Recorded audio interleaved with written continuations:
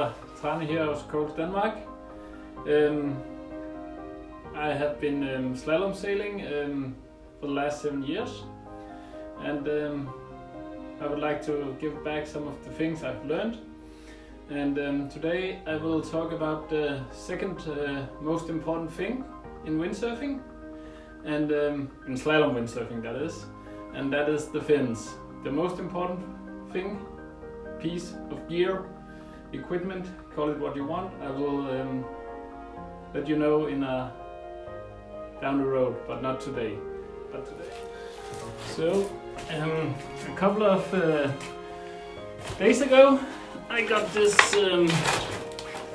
little piece of gear, some Sontag fins and a king fin. That's what I'm going to be adjusting today, so to fit the boards and with screws and everything.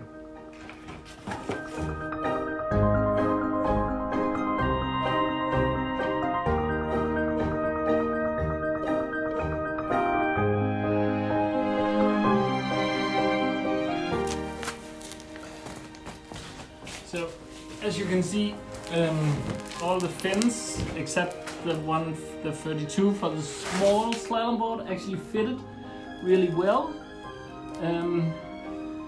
The concept is when you start grinding, you start on the sides of the throttle box.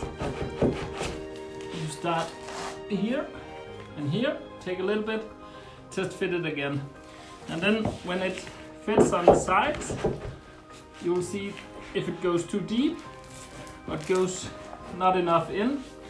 If it doesn't go all the way in, you have to grind here and here. But if it goes too deep, we have to add something on this side and also this side. And I'll show you how to do it easy and quickly. But for that we have to go inside. It's simply too cold out here. So for the screws, I use some Braco Imbus in German, and I do that because I like that the threads don't get destroyed, and also it fits the one that you tighten your sail with. So you always, if you bring one of those, you can always check if your fin is loose on the beach, so you don't have to run all the way to the car to get this one to check, because there's nothing worse than losing a fin if you haven't tightened the screws enough. So I use these. Rule of thumb is at least one pair of screws for each board, but every manufacturer of fins put the holes in different places. So sometimes the screws that fits the king fin won't fit the Sontag fin, or won't fit the Zulu fin, or even the Z fin. So you have to check it, and you have to check it at home, not at the beach. This is preparation you do at home, so you're not stressed out at the beach or take a too long screw and destroy the fin head, or take a too short one and it goes loose and you lose your new fin. Always do this at home when there's no wind. Don't do it at the beach. When it's windy, do it at home. Best advice ever. Always do all the stuff at home, all the preparations at home when there's no wind, so you don't have any stress. Now, I'll just show you how to make the fin head a little bit bigger so it doesn't go all too deep in the fin box. It's pretty easy, and afterwards I'll show you how to repair a scratch in a fin, and that's it. We only need two things. This one, and these are small glass dust. You can also take some coal from your barbecue and crush, and then you get the nice, what do you call it, black color, so you won't be able to see the repair so easily. But for this one, where it's blue, we'll just go with this.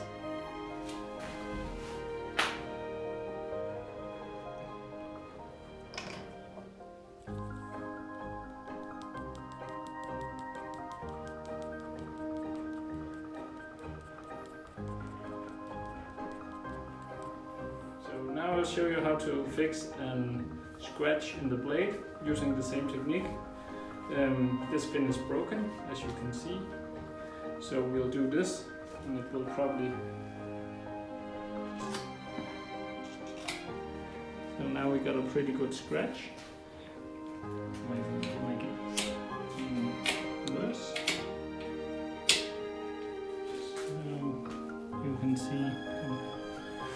So you can see this fin is broken here. And what we'll do, we'll just take a little bit of glue.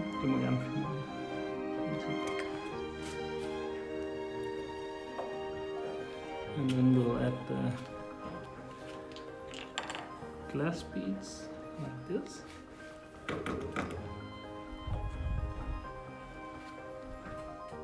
And then it's actually already hardened.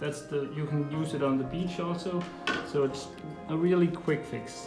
Now I'll show you how to sand it out. So we'll just add some water like this, and then I'll use 400 wet.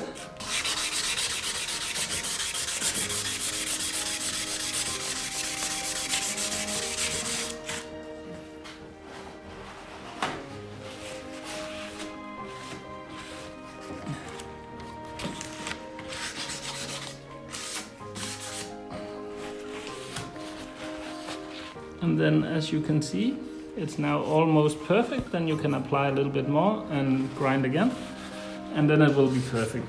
Another concept about the fin is we need a sharp trailing edge.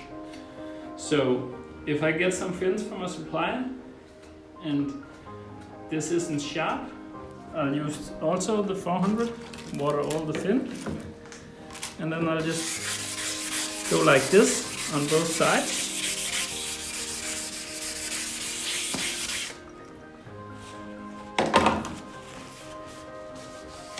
And then we'll see, and then when it's sharp, I'll do both sides, it's ready to go. So, how to trim your board using your fin. The fin, you can change the sizes according to the wind. That's of course important, and also you have to follow like the width of the board. When you go for the large, slalom large, board, you probably need around 44 from most fin makers, but they will vary a little bit in how they perform, so it's pretty expensive experiments to make, but I found that 44 almost always suits an 8.4, and that's also the new fins I've got in that size for the big one, the Sonntag fins. And now I'll just show you how you can trim a little bit, because the tall box has 2 screws. A power box only has 1, and a US fin box also only has 1, so there ain't much room to adjust. But here, because you have the 2 screws, you can adjust just a little bit, and a little bit is often more than enough. So the fin comes with a standard rake from the factory. That's the angle here.